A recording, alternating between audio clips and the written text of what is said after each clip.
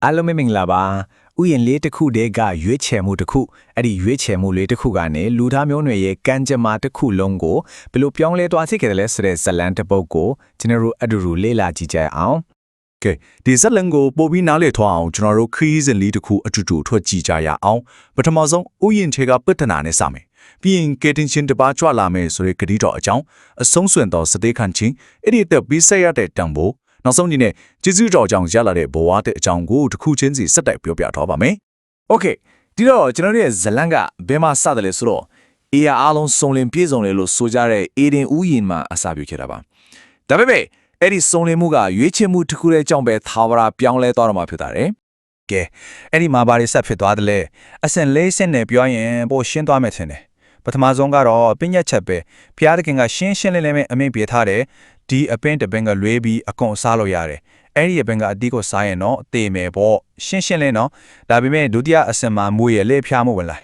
အေဝါကယုံသွားပြီးတားမဲ့ထားတဲ့အတီးကိုစားလိုက်တယ်ပြီးတော့အာဒန်ကိုလည်းပေးလိုက်တယ်အဲ့ဒီမှာတတိယအစင်မနာခံခြင်းဖြစ်သွားတာပဲအာဒန်ကလည်းစားမခံရပေမဲ့သူလည်းစားလိုက်တယ်အဲ့ဒီနောက်မှာတော့စတုထအစင်အကျိုးဆက်အနေနဲ့အပြစ်တရားဆိုတာဝင်လာပြီးဖျားသခင်နဲ့လူသားတွေရဲ့ဆက်ဆံရေးကအပြည့်အသက်ကိုပြတ်တောက်သွားတော့လာပဲ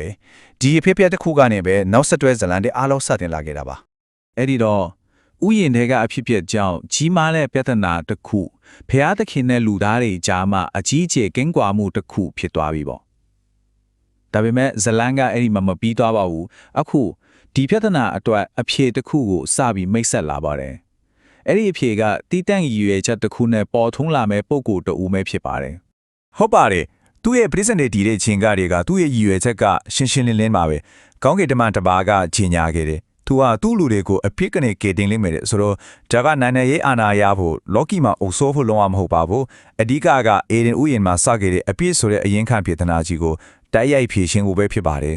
်ကဲသူလူတွေကိုအဖြစ်ကနေကေတင်မယ်ဆိုတဲ့ရည်မှန်းချက်အဲ့ဒါကိုဘလို့အကောင့်ထဲဖော်ကြတယ်လဲဇလန်ကအခုအထွတ်အထိပ်ကိုရောက်လာပါပြီအဖြေကတော့လက်ဝါးကက်တိုင်ပေါ်ကအဆုံးစုံစောစက်တေးခန့်ချေတစ်ခုမှပဲရှိနေပါတယ်ဒီအချက်ကိုယေရှုကိုရိုင်းကအရှင်းလင်းဆုံးပြောခဲ့ပါတယ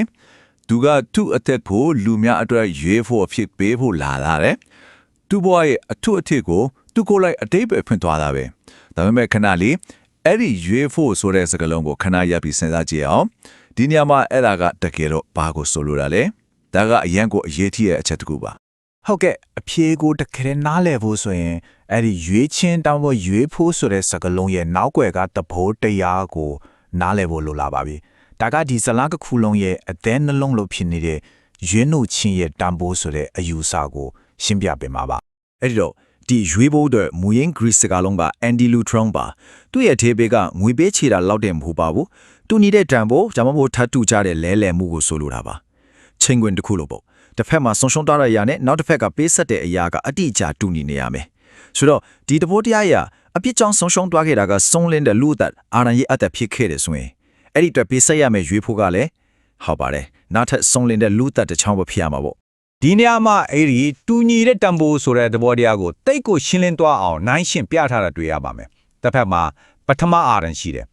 သူ့ရဲ့မနာခံမှုကြောင့်အဖြစ်နဲ့တည်ခြင်းတရားဝင်လာတယ်နောက်တစ်ဖက်မှာတော့ဒုတိယအာရန်လို့ခေါ်တဲ့ယေရှုသူ့ရဲ့နာခံမှုကတော့ဖြောင်းမခြင်းတဲ့အသက်ကိုပြန်ပေးတယ်တွေ့လားဒါဟာပြီးပြီဆိုတဲ့ထက်တူညီများမှုပဲပြဿနာရဲ့ရင်မြင်လဲအဖြေရဲ့အရင်မြင်တယောက်ကတည်ခြင်းကိုယူဆောင်လာပြီးနောက်တယောက်ကအသက်ကိုပြန်လဲယူဆောင်လာပြီးတယ်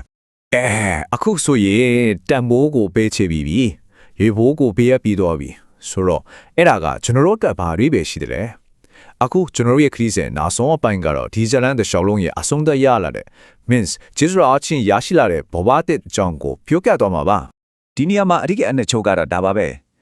ဒီအဖြစ်ဒီကက်တင်ချင်းဆိုတာကိုယ်တိုင်စူးစမ်းပြီးရယူရတဲ့အရာမဟုတ်ဘူးကိုယ့်ရဲ့ကောင်းမှုကုသိုလ်တွေကရတဲ့ဆူလာပလည်းမဟုတ်ဘူးဒါကိုချီစုတော်လို့ခေါ်တယ်တနည်းပြောရရင်ကိုယ်နဲ့မထိုက်တန်ပဲရရှိတဲ့လက်ဆောင်တစ်ခုပေါ့အဲဒီလက်ဆောင်ကအဖြစ်ရဲ့ပြဿနာကိုအပြည့်တိုင်ဖြေရှင်းပေးတယ်ယုံကြည်ခြင်းနဲ့ပဲရိုးရိုးလေးလက်ခံရရှိနိုင်တယ်ပြီးတော့ဖျားတဲ့ခင်နဲ့ပြန်လဲတင့်မြတ်တဲ့ဆက်ဆံရေးအတွက်တကားကိုဖွင့်ပြလိုက်တယ်ဆိုတော့